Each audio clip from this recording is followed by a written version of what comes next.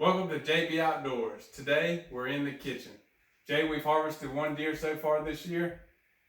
What was the winner on Instagram for what we should make? Well, the Instagram comments came back that we should do spicy venison sausage. I totally agree. I think we should. Sounds good to me. Yep, we've got a lot of requests. People want to see how we make sausage and our products in the kitchen. So we thought, let's start off the year, show them how we do it. So we'll get the jalapenos, the cheese, we'll get the meat ground, and we'll show you guys how we make our sausage. So after you get everything deboned, you run it through your grinder one time. For better results, go ahead and run it twice. This is all the pork fat that we add. For venison, you want to add more pork fat than you would for just like your normal pork meat, because venison is a very lean meat, so you want to add more pork fat to it. Today we're going to be doing 7 to 8 pounds of pork fat for 25 pounds total sausage product.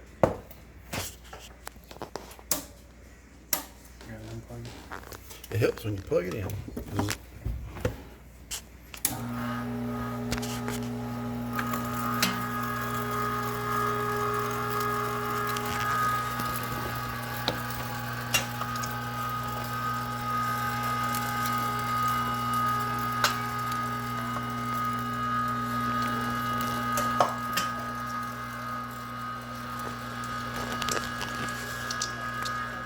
Alright, today we're going to be making some beer bratwurst.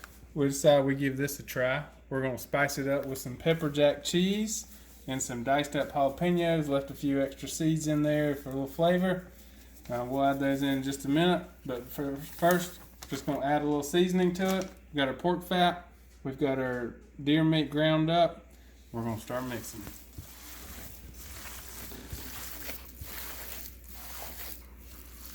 I like to wear gloves when I do this. If not, your hands will smell like seasoning for days, which isn't necessarily a bad thing. Now, Jeff, how much do you mix this up? What are we looking for? So after you mix it for a while, make sure you definitely want all your flavors mixed real well. But after several minutes, it'll get real sticky, and that's what they call protein extraction. That's when you know you're getting done towards the end.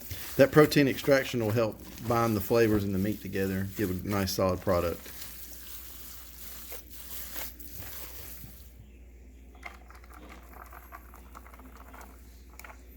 Who doesn't love some jalapenos? It doesn't add heat, it really just adds a flavor, maybe a slight little kick. But like I said, we left some seeds in there today to add to it. We're going to be using high temp cheese. We prefer this, that way when it's on the grill, it doesn't all melt out and just burn out in the charcoal.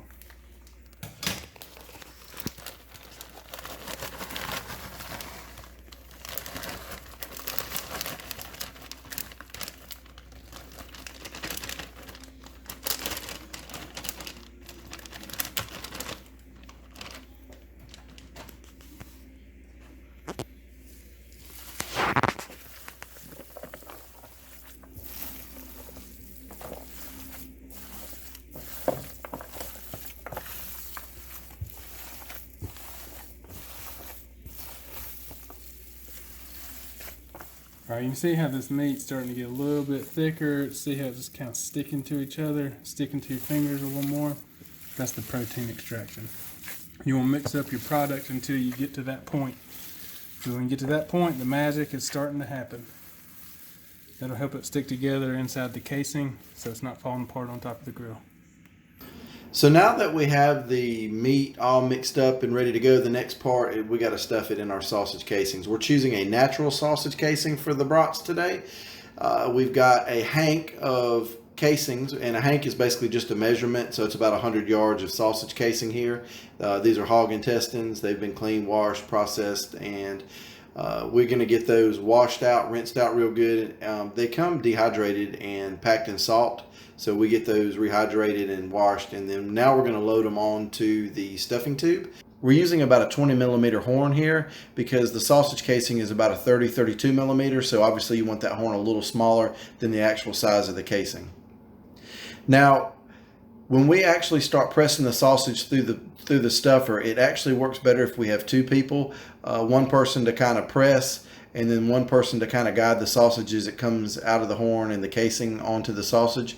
It's kind of easy here to have blowouts and to have some stalls in the meat when it's actually flowing out of the stuffer. So it's kind of good to have a two-man team here. Now that we have actually pressed out all the sausage into the casings, we like to just kind of pick a predetermined size. The size really depends on what we want or what the product is. So here we've got probably a 6 to 8 inch piece of sausage, and we're going to just twist those casings to that length. There's actually nothing that really seals the end of the casing. We just cut that with a pair of scissors, and the casing seems to stay on really well for grilling. So after you get all your sausages cut up in, they're always going to be just a little bit different lengths. But you always want to try to package them up with equal lengths. We always do about 4 per package. So you try to get 4 equal lengths, vacuum seal them.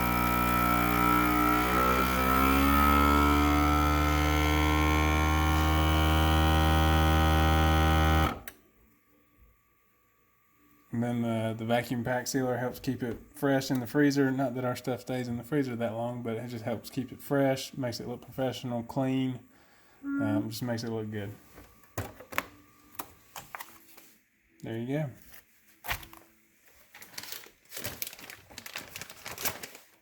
Thanks for being in the kitchen with us today. Make sure you hit the subscribe button. And as always, thanks for watching JD Outdoors.